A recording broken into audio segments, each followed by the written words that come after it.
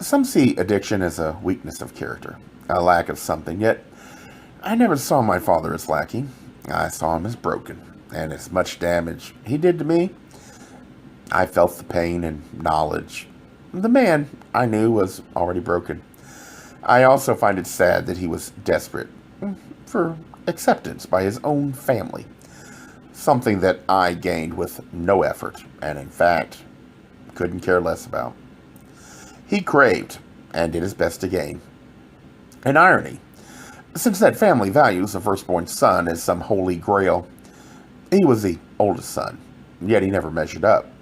My brother also held the prized title as the firstborn son. Was as desperate for the prized acceptance by people that spoke a lot of family but had no clue what family means.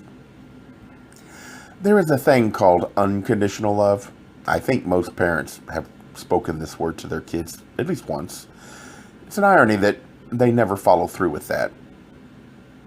I, the second son, am slightly better than a daughter and worse, a gay son that will never reproduce in the way they would see as worthwhile.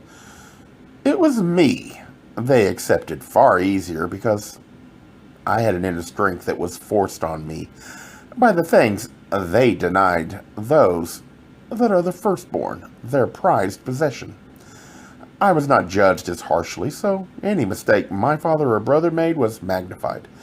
The other thing was, I was creative, something that is fed by my gay side. My free will, the survival in the closet. Everything they rejected on the surface is exactly the things that made them more accepting of every part of me, except the small part that made me flawed. My self-esteem, my sense of self. They saw that as a flaw. I never sought or wanted their acceptance, and that lack of caring is exactly why I gained it. And my brother and father could never gain it. While the thoughts are inspired by the book, it does not imply the writer intended to inspire the thoughts I have. The attempt is to start a discussion and get people to think about human behavior from the perspective of the closet. How this might lead to problems that make friends or partners or even business relationships difficult. I can understand why some would dismiss this effort. I find reminders in how the characters behave with memories of my own experiences and then explore that aspect. It's meant to start people to think. It is not meant to imply I am right. If you do not share the ideals with others, then how will you know if you're right?